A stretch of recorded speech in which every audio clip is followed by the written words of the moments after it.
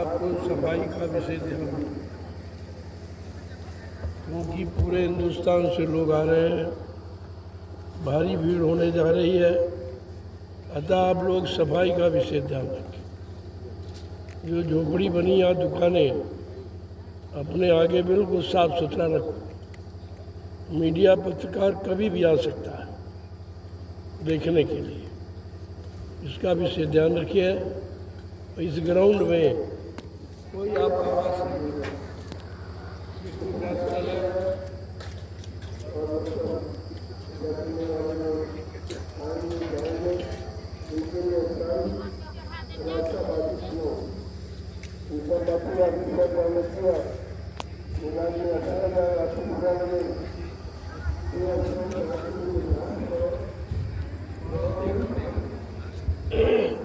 आवाज़ के लिए बहुत जगह पड़ी हुई।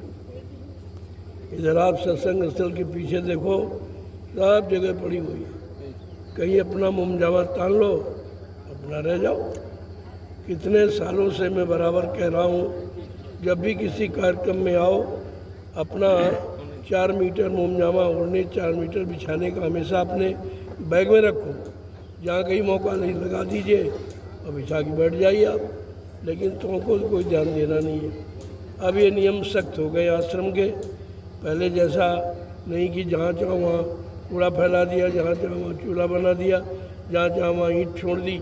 ये अब कुछ नहीं होगा, सब विधिवत व्यवस्था होगी।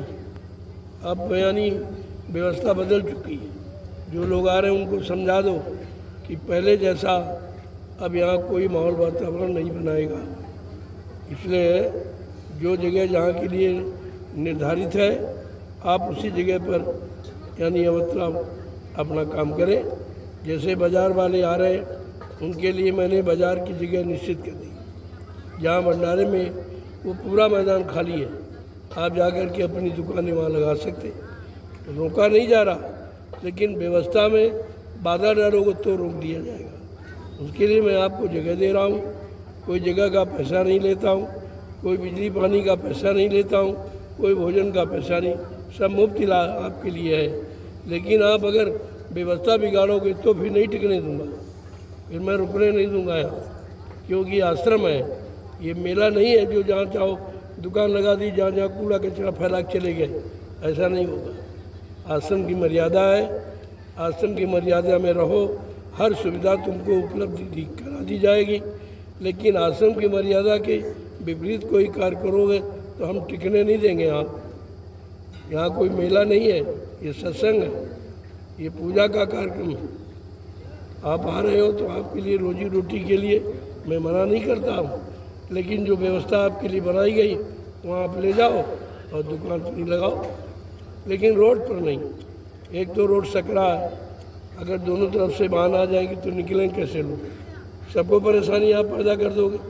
इसलिए कोई भी दुकान रोड पर नहीं लगेगी। ये खरंजा जो पड़ा हुआ है, इस पर कोई दुकान इधर उधर दाएं बाएं आप लगाओगे नहीं, क्योंकि मैंने आपके लिए बाजार व्यवस्था बना रखी है।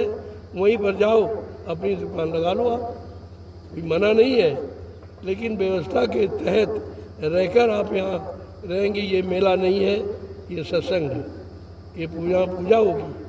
तो इस तरह किसी तरह की कोई गंदगी नहीं होनी चाहिए। इस मैदान में अभी आप आजकल रह सकते हैं, लेकिन जब सत्संग प्रारंभ होगा तो इस मैदान को खाली कर दीजिए।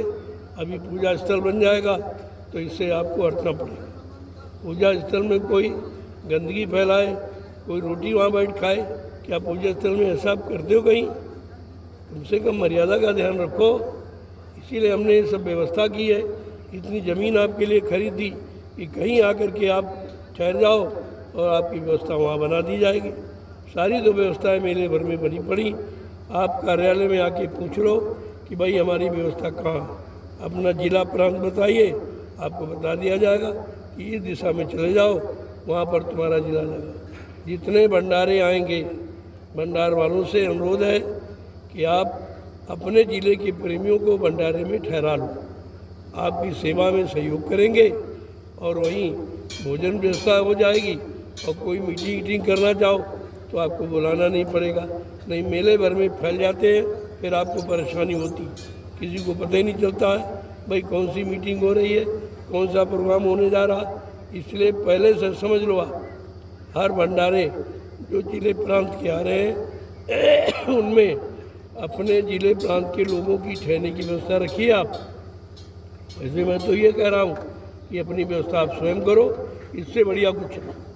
किसी तुम्हारे पुण्य में कोई बंटवारा नहीं होगा।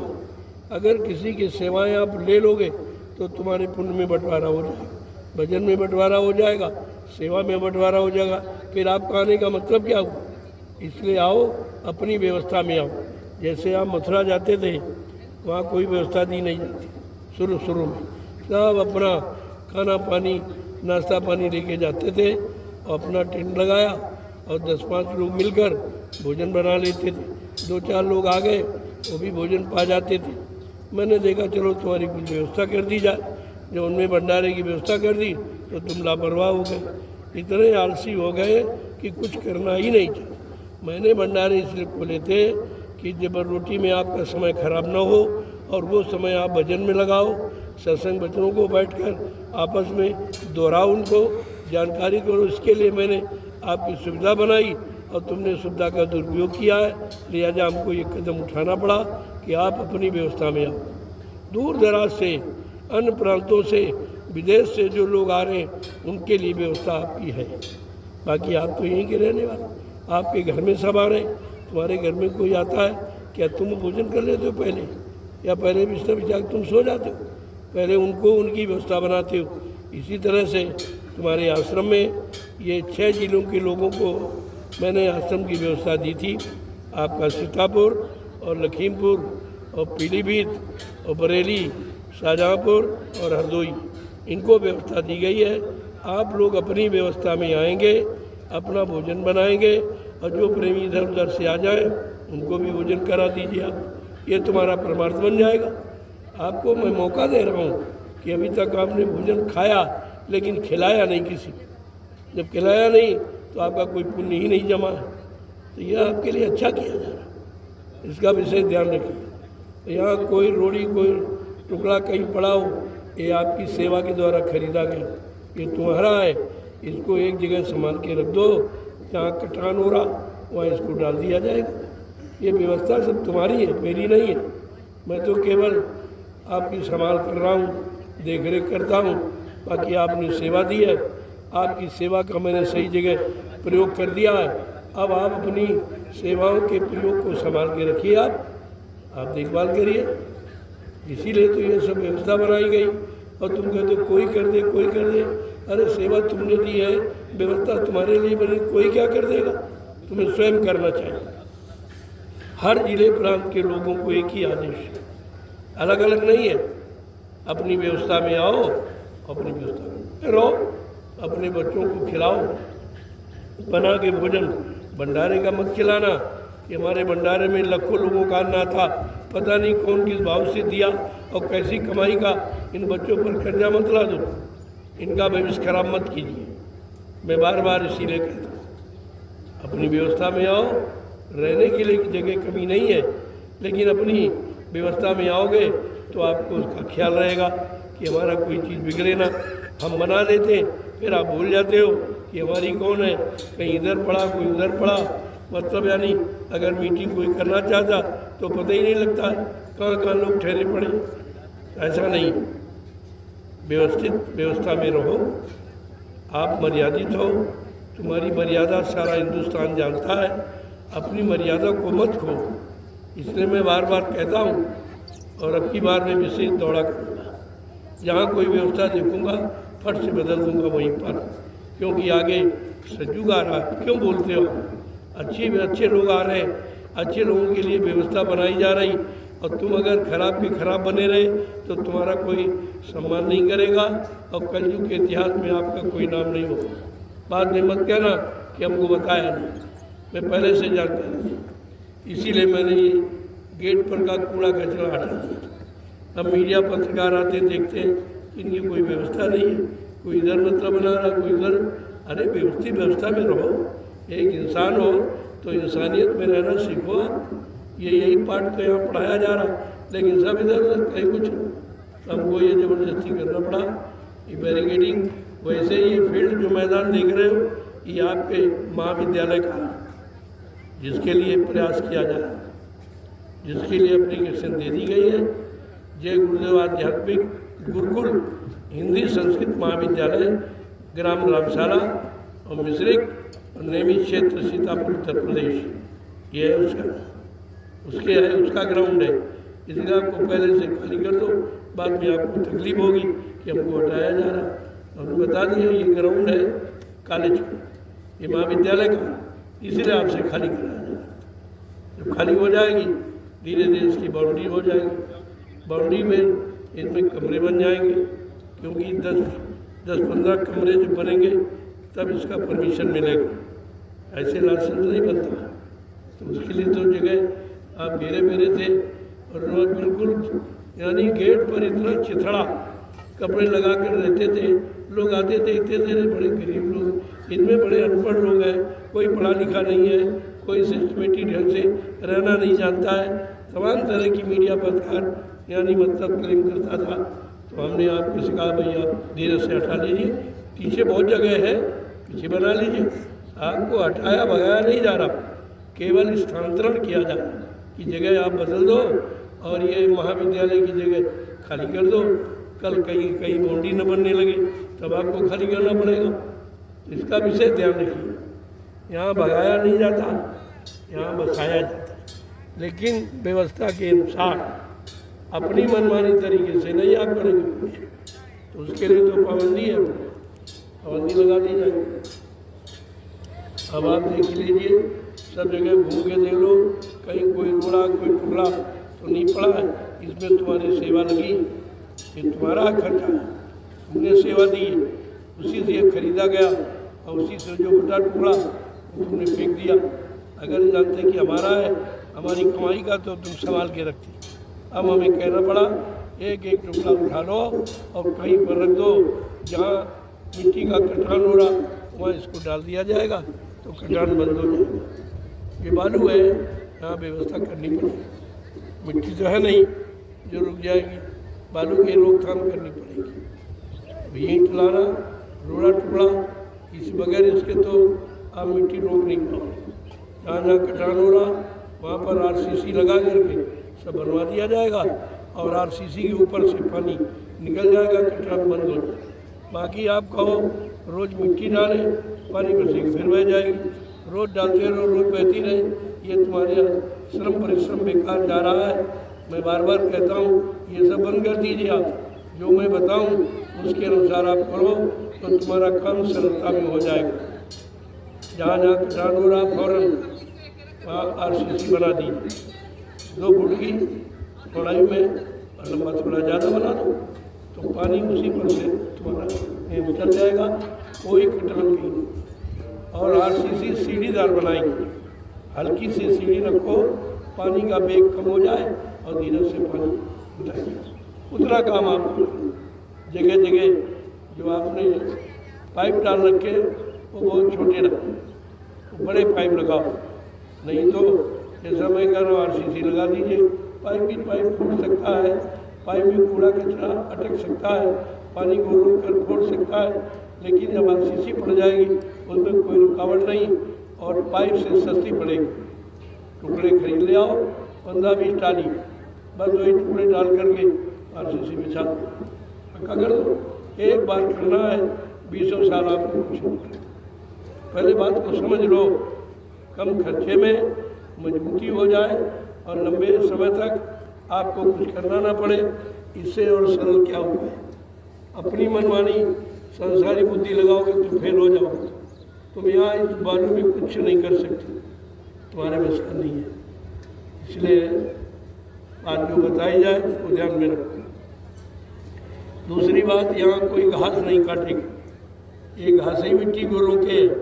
ये तुम्हारा आश्रम बह के चला जाता है नदी में, अब तक घास कोई नहीं काटेगा। कहीं जहाँ खड़ी उसको खड़ा रहने दीजिए, घास बात मत काटिए।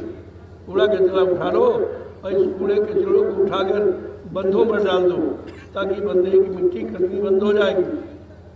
आप पहले बात समझो, और ये कूड़ा कचरा सड़ जाएगा, किसी काम नहीं आएगा। जितने बंदे लगे हैं जहाँ जहाँ पानी का कटान कर रहा नीचे आप इसको डाल दीजिए, तो पानी इस पर गिरेगा तो बारिश नहीं काटेगा, ये फूस भी रोक लेगा। वैसे ये फूस बंदों पर फैला दो तो जो बूंद पड़ेगी वो मिट्टी नहीं काट पाएगी, इसी फूस पर पड़ेगी, लिहाजा आपका बंदा सुरक्षित रहेगा। पहले बात को समझ लीजिए आप, तब ये सब काम करो।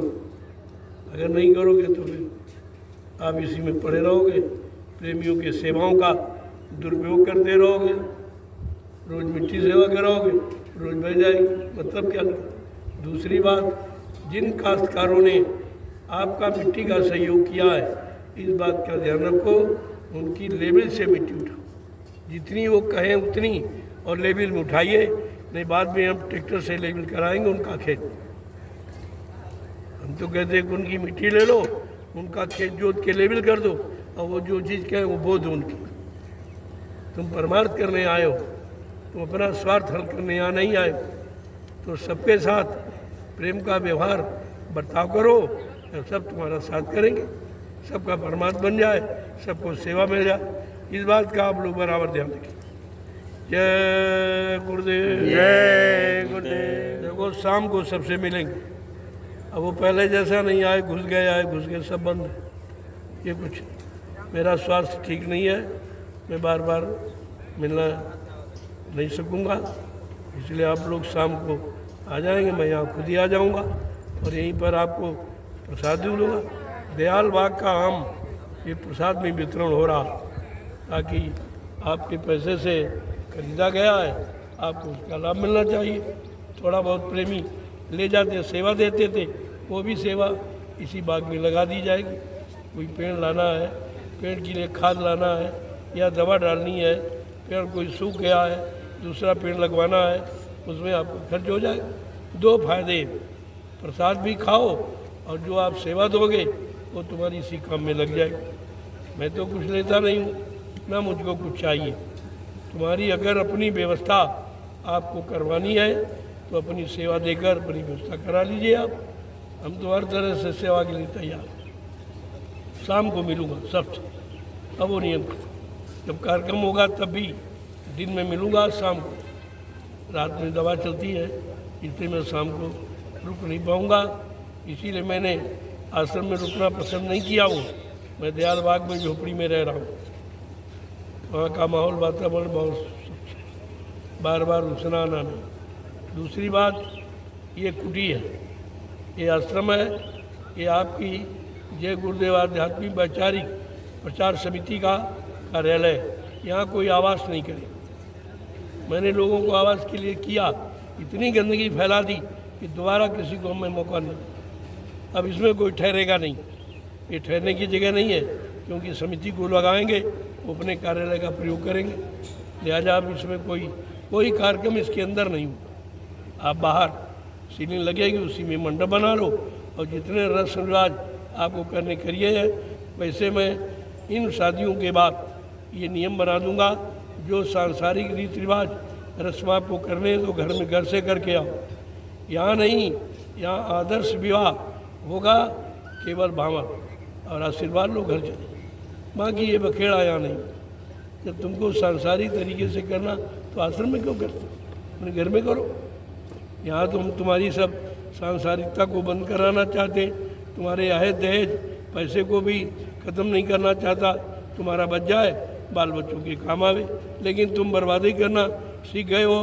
तो मैंने निर्णय ले लिया कि अब शादियों का भी बहुत सोच समझ के यहाँ कार्यक्रम हो। अभी एक शादी हुई है जिसमें सारी मर्यादा खत्म, आश्रम की मर्यादा जो मैंने बाहर कहा था आदर्श विवाह होगा, उसकी मर्यादा खत्म हो गई। लिहाजा अब आश्रम में ये शुभ विवाह नहीं होंगे, सब बंद कर दो। इसके लिए आश्रम नहीं बनाया। आश्रम तो तुम्हारे आत्मा के कल्याण के लिए बना। ये सांसारिक रीति रिवाजों को जो मैं बंद करना चाहता हूँ, तुम यहाँ यहीं पर आके करते हो, तो हमारी मर्यादा ख़त्म करते हो। जो भारतीय शब्द हमने दिया है कि मतलब यानी कि आप किसी तरह का कोई सांसारिक रीति रिवाज जो रूढ़वादी है, जिसमें कोई लाभ नहीं है, भारी नुकसान हो रहा, गरीब बेचारा नहीं कर पा रहा, तो उसके लिए मैंने व्यवस्था बनाई थी कि आपका वैवाहिक संबंध बिल्कुल निःशुल्क होगा, कोई पैसा नहीं खर्च, कोई दहेज नहीं लेगा। वो इच्छा से अपनी बेटे को देना चाहता है, आप दीजिए, उसके लिए मना नहीं है, लेकिन कोई मांग नहीं करेगा। लेकिन यहाँ वो भी नहीं हुआ। अभी एक शादी हुई बिहार की, उसमें तो हद कर दी, एकदम मर्यादा ख़त्म कर दी। लिहाजा ऐसे लोगों को मैं पनाह नहीं दूंगा, आश्रम में तो मैं प्रवेश ही नहीं होने दूंगा, चाहे आए चाहे ना आए। हमको ऐसे लोगों की ज़रूरत भी नहीं है जो हमारे आश्रम की व्यवस्था को बिगाड़े। ऐसे लोगों की आवश्यकता यहाँ नहीं है। जय गुरुदेव। जय गुरुदेव। आप सीढ़ी लगा के मंडप बना लो, सारे रस्म रिवाज उसी में, क्योंकि मैं यहाँ हूँ नहीं तो आप किसके सामने करोगे, वहाँ करिए आप। मैंने इसीलिए स्थान छोड़ दिया है, सारे स्थान को छोड़ता हुआ आया और ये भी छोड़ दिया, आगे भी छोड़ दूंगा। कहाँ जाऊंगा, क्या करूंगा, ये कुछ नहीं पता। अगर व्यवस्था के अनुसार नहीं चलोगे, मैं स्थान बदलता रहूँगा, मैं छोड़ता रहूँगा। आप अपने अनुसार रहिए, जो लाभ मिलना है वो भी आपको नहीं मिलेगा। इसलिए जो कहा जाए उस पर ध्यान दो। ये जितना भी हुआ है, आदर्श विवाह हजारों हुए, लेकिन इस एक विवाह ने सारी आदर्श की महिमा गरिमा एकदम समाप्त कर दी। उसको इतना ज़्यादा उससे रंज है, दुख है, मैं ऐसे लोगों को अब प्रवेश नहीं लेने दूंगा और हमसे दूर रहें। मैं उनसे मिलना भी नहीं पसंद करूँगा, क्योंकि तुमने आश्रम की मर्यादा समाप्त कर दी है। मैंने जो कहा था आदर्श विवाह होंगे, कोई दहेज नहीं होगा, कोई ज़बरदस्ती नहीं होगा, तुमने सब कुछ आकर यही किया है। लिहाजा हमारे आश्रम की तुमने मर्यादा ख़त्म की है, और जो मैंने कहा आदर्श विवाह उसकी महिमा ख़त्म की। लिहाजा अभी से तुम आना जाना बंद कर दीजिए, तुम्हारे लिए अच्छा रहेगा। आना जाना बिल्कुल बंद कर दो, हमको ऐसे लोगों की कोई ज़रूरत नहीं। मैं भीड़ लगाने नहीं आया हूँ, हमें कोई सेवा नहीं चाहिए, हमारा कोई स्वार्थ लोभ लालच नहीं है कि भीड़ लगा के हम लोगों से पैसा वसूलें, सेवा वसूलें, ये मेरा काम नहीं है। बड़े अच्छे शब्दों में आप समझ लीजिए। लिहाजा ये व्यवस्था बिल्कुल बदल दी मैंने। मिलना जुलना भी वही तो मिलता है, इसके बाद मिलूंगा भी नहीं, वो भी काम खत्म। दूर से प्रणाम करो, मैं आपको प्रणाम करता हूँ, भी प्रणाम करिए। ये ऊना छूना, ये पत्थर को छुआ जाता, कागज कैलेंडर को छुआ जाता, तीरथ पानी को छुआ जाता, लेकिन चेतन छूने की चीज़ नहीं है, चेतन निंदा की नहीं है। यह तो है प्रणाम का विषय। प्रणाम का परिणाम आशीर्वाद होता, आशीर्वाद दूर से होता, इसलिए इसे बंद कर दीजिए साहब।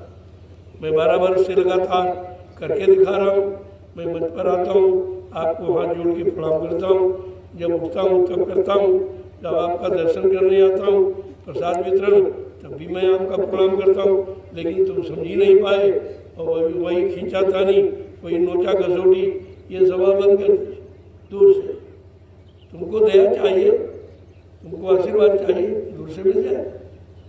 वो तो प्रणाम का प्रणाम ही आशीर्वाद है, ये छुआ नहीं जाता। संत मत में छुआछूत है ही नहीं, बिल्कुल। इस बात का बराबर ध्यान रखिए।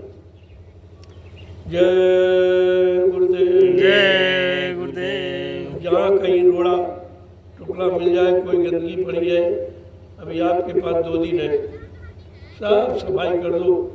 मीडिया पत्रकार आए, विदेश के लोग आएंगे, देखेंगे भाई ये कैसे लोग हैं, तो उसमें हमारी और तुम्हारी दोनों की मर्यादा है, तो अपनी मर्यादा का तो ध्यान रखो आप। ये कूड़ा कचरा यहाँ भला रखो। ये जो थाले बने हैं, ये पीपल का वृक्ष कितना पूजनीय है, लोग उसके पास जाते नहीं। ये तो बड़े गंदे गलीज के कपड़े फैलाते हो, कोई आशीर्वाद वरदान मिलेगा आपको?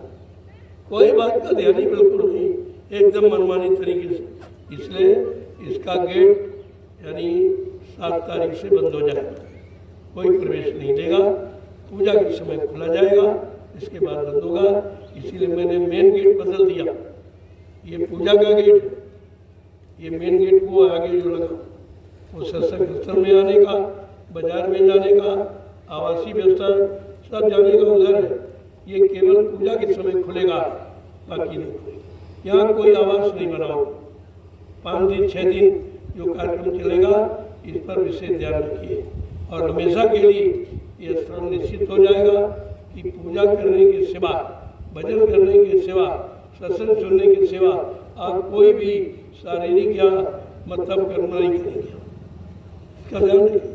कितनी ज़मीन मैंने आपके लिए खरीदी, अरे कहीं बना लो, लोग देखेंगे भाई बड़े लोग आदर्श में अपना मुमजावा तान लिया और एक टुकड़ा बिछा लिया, आराम से आप रहिए, बगल में चूल्हा रख लिया और 10, 15, 20 लोग जिले के मिलकर भोजन बना लीजिए और कोई 2-4 लोग आ गए उनको भी भोजन करा दो, तुम्हारा लाभ अलग ही मिल जाएगा।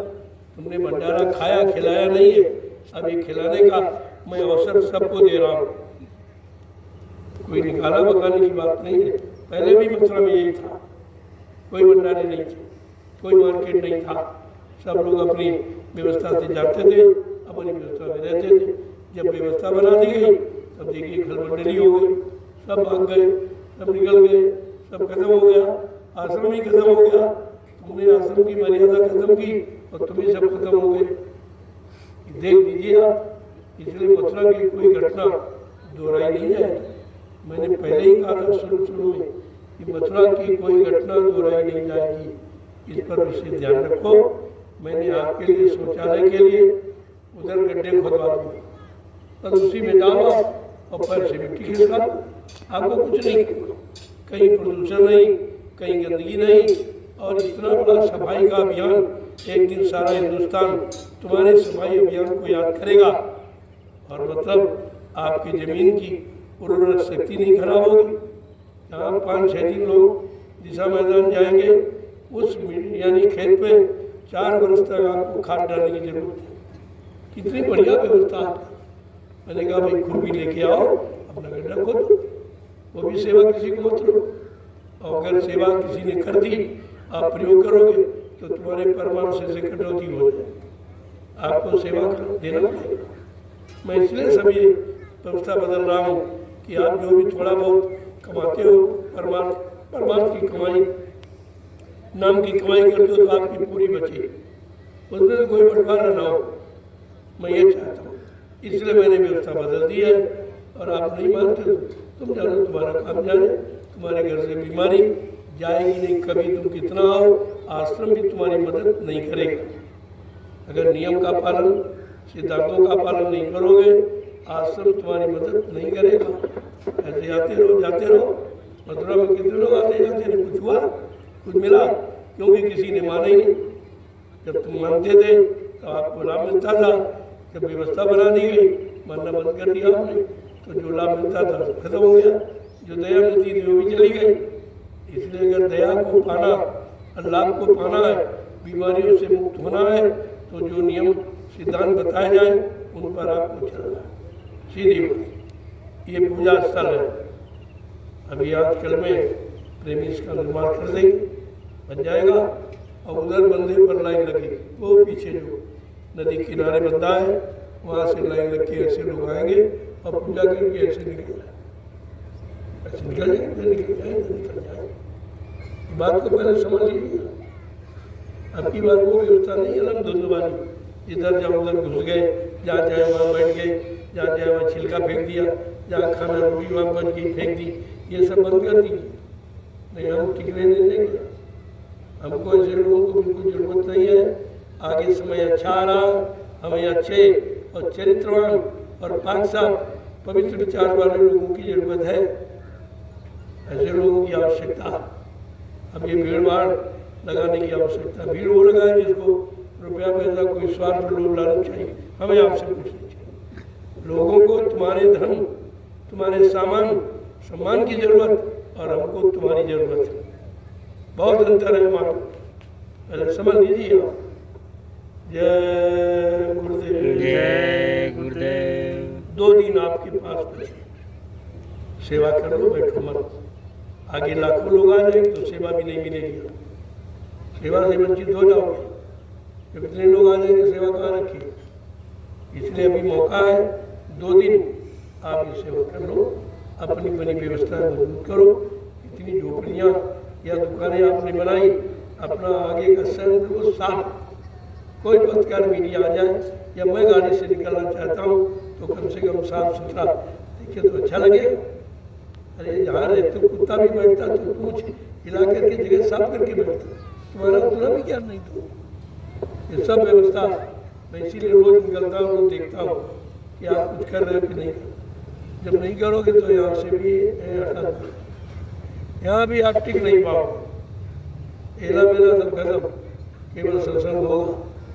अभी मैं तुम्हारे बाल बच्चों की तरफ ध्यान देता हूँ, चलो 4 पैसे कमा लो, तुम्हारे बाल बच्चों काम आएंगे। अगर आप व्यवस्था तरीके नहीं तो ये मैं सब बंद करूँ, यहाँ कोई मेला ठेला नहीं होगा, कुछ भी। ये सत्संग है, यहाँ एला मेला कुछ नहीं होगा। अगर सही तरीके से आओगे तो 4 पैसे कमा के ले जाओ, तुम्हारे बच्चों को काम आएंगे। हमसे जो था मैं सुविधा आपको दूंगा।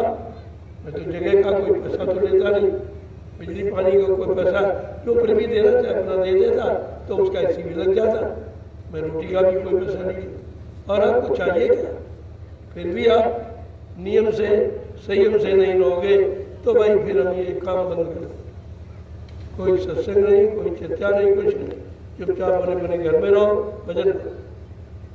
असली काम तो भजन ही का, लेकिन चाहते चलो थोड़ी सी व्यवस्था बन जाए, आपकी चिंताएं खत्म हो जाए। बेटी की शादी ब्याह के लिए आप परेशान हैं, तमाम बेटियां हो गई, बेचारों का पैसा नहीं, कोई सुसाइड कर रहा, कोई जहर खा रहा, कोई फांसी चल रहा, कोई यानी मतलब अपने आप को ट्रेनों के नीचे ले जा रहा। मैंने ये सब तकलीफों को देखकर मैंने ये आदर्श विवाह की भूमिका आपके लिए बना दी है कि यहाँ कोई दहेज नहीं। तुम बड़ी इच्छा से देना, वो भी इतना नहीं कि बर्बाद होकर। अगर बर्बाद होना तो संसार में करिए, आश्रम में नहीं।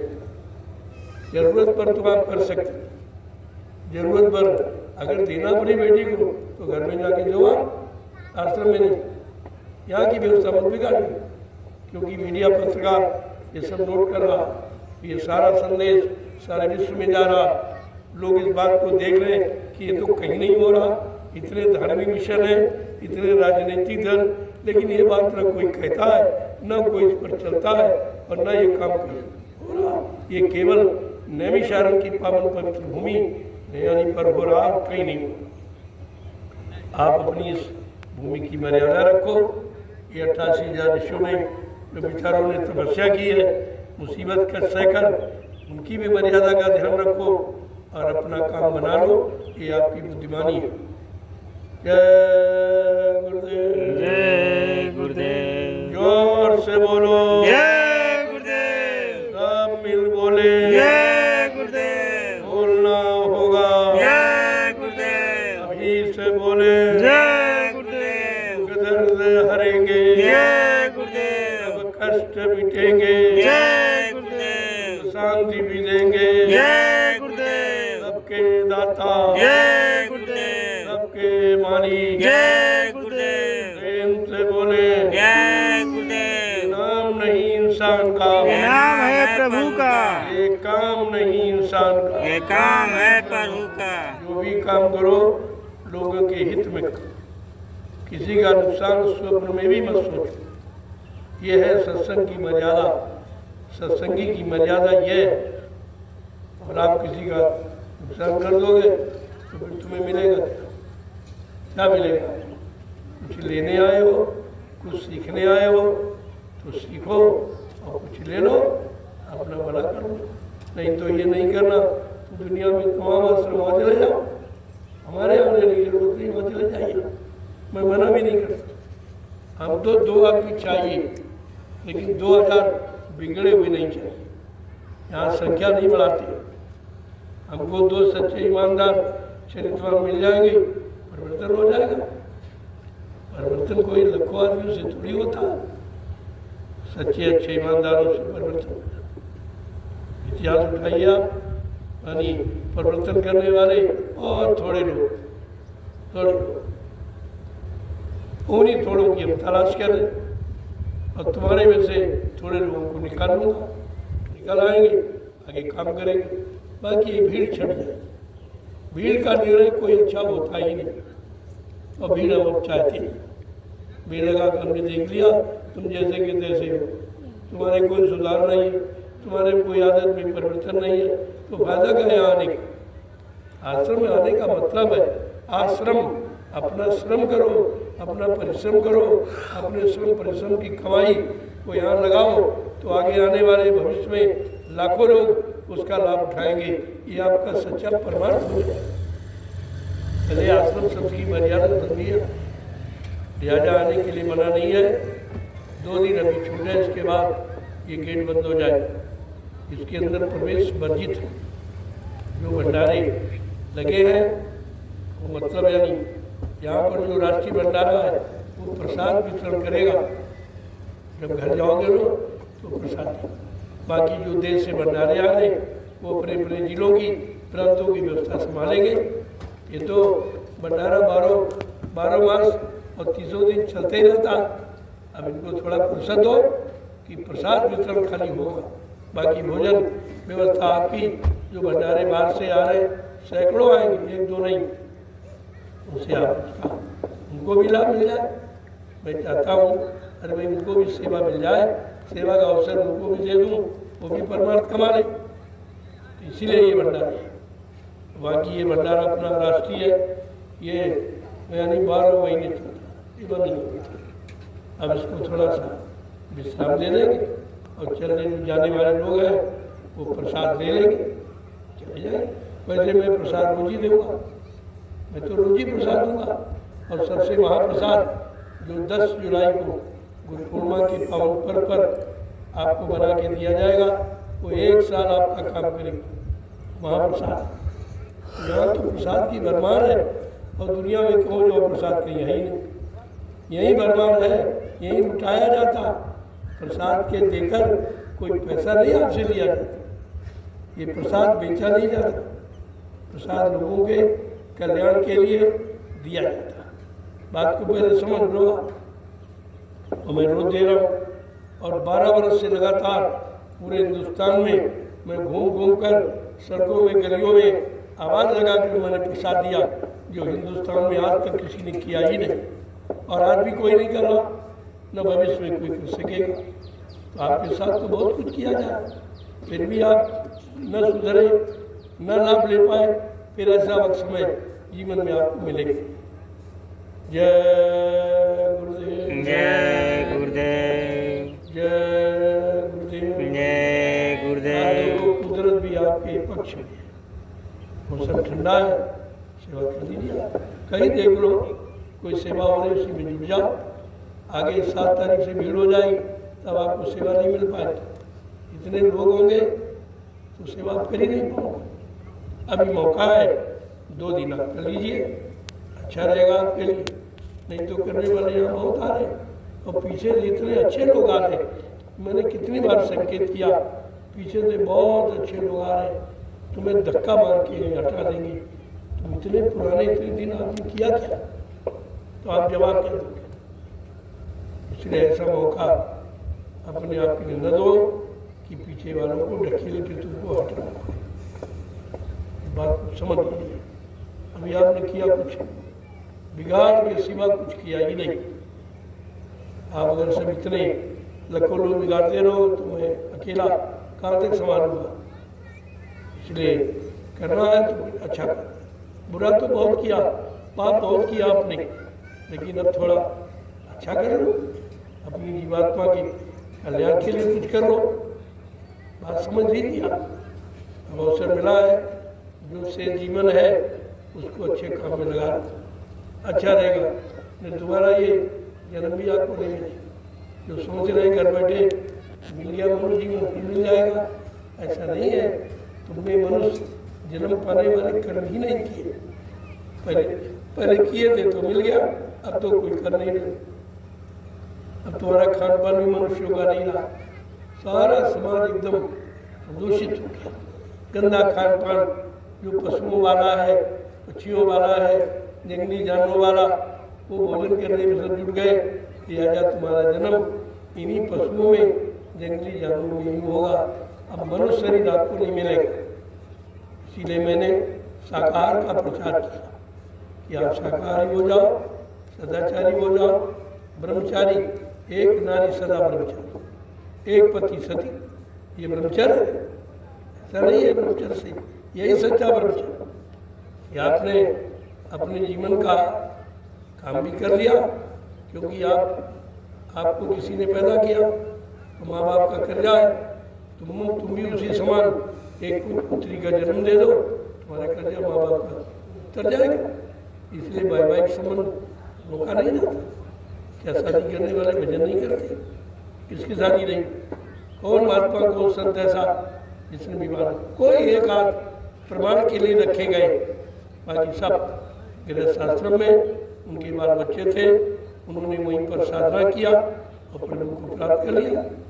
ऐसा नहीं कि शादी विवाह कोई रुकावट डालता, लेकिन जब भोगों में तुम मस्त हो जाओगे तो रुकावट तुम्हारे भोगों में फंसने की है, बाकी कोई रुकावट नहीं।